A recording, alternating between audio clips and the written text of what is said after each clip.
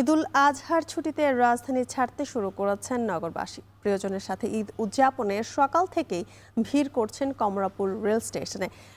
সেখানকার সবশেষ পরিস্থিতি জানাতে যুক্ত হচ্ছেন সহকর্মী জাবেদ আব্দুল্লাহ। জাবেদ, ঈদ যাত্রায় ট্রেনে আজকের ভিড় কেমন দেখছেন? শিডিউলের বিস্তারিত জানাবেন।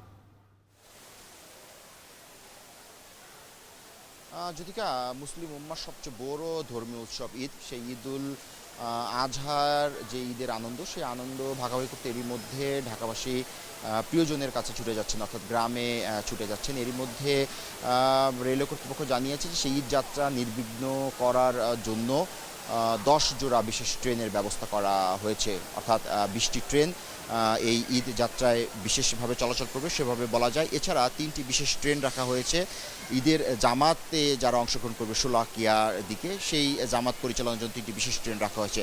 আপনার প্রশ্ন উত্তর এভাবে দেওয়া যায় যে আমরা সকালে দেখেছি যে বিপুল সংখ্যক মানুষ কিন্তু এই রেলওয়ে চেপে তাদের নিজ নিজ গন্তব্যে ঢাকা ছেড়ে গেছেন। সকালেই যেটি পারাবত এক্সপ্রেস সিলেটের উদ্দেশ্যে ঢাকা ছেড়ে যাওয়ার কথা ছিল, সেটি 20 মিনিট বিলম্বে ঢাকা ছেড়ে গেছে এবং একই সঙ্গে চিলাহাটি যে এক্সপ্রেস রয়েছে সেটি যেটি চিলাহাটির উদ্দেশ্যে যাবে, নীলসাগর এক্সপ্রেস, সেটি 6টা 45-এ ঢাকা ছেড়ে যাওয়ার কথা, কিন্তু সেটি সম্ভাব্য সময় ধরা হয়েছে 7টা 25। এভাবে মোটা তাকে বলা যায় যে 2টি ট্রেন এখন পর্যন্ত এই কমলাপুর রেল স্টেশনে বিলম্বে রয়েছে, যে কারণে অনেক যাত্রী কিন্তু এখন পর্যন্ত ট্রেনে যে নির্ধারিত আসন সেই আসনে চেপে বসতে পারেনি। রেলওয়ে কর্তৃপক্ষ থেকে আমাদেরকে জানানো হয়েছে যে টিকিট যার ভ্রমণ তার, এই নীতিতে তারা এখনও বহাল আছেন, অর্থাৎ কোনো অবস্থাতে যাদের টিকিট নাই সেই বিনা টিকিটে কোনো যাত্রীকে এই প্ল্যাটফর্মের ভিতরে প্রবেশ করতে দিচ্ছে না বাংলাদেশ রেলওয়ে কর্তৃপক্ষ। একই সঙ্গে রেলের ছাদে যারা আহরণ করবেন তাদেরকে নিরুৎসাহী করা হচ্ছে।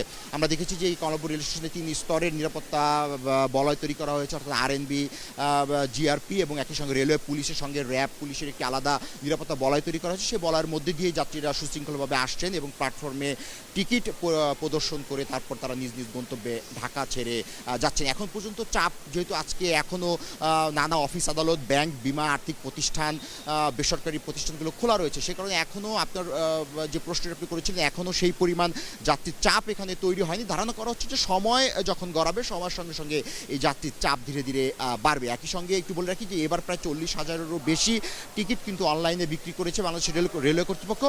একই সঙ্গে যারা রেলওয়ে কমলাপুর স্টেশনে যারা আসবেন তাদের জন্য স্ট্যান্ডিং টিকিটের ব্যবস্থা রেখেছে বাংলাদেশ রেলওয়ে। তো এভাবে একটু বলা যায় যে এবারের ঈদ যাত্রা কিছুটা স্বাচ্ছন্দ্যে যাত্রীরা যাত্রা করছেন, কারণ এখন পর্যন্ত যে বিশাল সংখ্যা যে ভিড়, সেই ভিড়টি এখন পর্যন্ত দেখা যায়নি বা আমরা দেখিনি। তবে ধারণা করা হচ্ছে যে সময় গড়াবার সঙ্গে সঙ্গে এই ভিড় হয়তো তুলনামূলকভাবে বাড়তে পারে। তো একটু জানিয়ে রাখি যে 7টা 30-এ তিস্তা এক্সপ্রেস, যেটি দেওয়ানগঞ্জের উদ্দেশ্যে ঢাকা ছেড়ে যাবে, এবং 7টা 45-এ চট্টগ্রামের উদ্দেশ্যে মহানগর এক্সপ্রেস সেটি ঢাকা ছেড়ে যাবে, এবং একই সঙ্গে খুলনায় যেটি রয়েছে সেটি 8টা বাজে ঢাকা ছেড়ে যাবে, সেটি সুন্দরবন এক্সপ্রেস, এবং একই সঙ্গে মোহনগঞ্জের উদ্দেশ্যে যেটি মহুয়া কমিউটার, সেটি 8টা 15-তে যাত্রী নিয়ে সেটিও কমলাপুর রেল স্টেশন ছেড়ে তার নিজ গন্তব্যে রওনা হবে। লালমনিরহাটের উদ্দেশ্যে যে ট্রেনটি সেটা 8টা 30-এ রয়েছে, আমরা দেখতে পাচ্ছি সেটি বুড়িমারি এক্সপ্রেস। সেই বুড়িমারি এক্সপ্রেস ধরে সেখানকার যারা যাত্রী রয়েছে তারা কিন্তু এই কমলাপুর রেল স্টেশন থেকেই তাদের নিজ গন্তব্যে রওনা করবে। যদি এই ছিল আমার কাছে আসলে ঈদ যাত্রার যে সবশেষ তথ্য সেটি।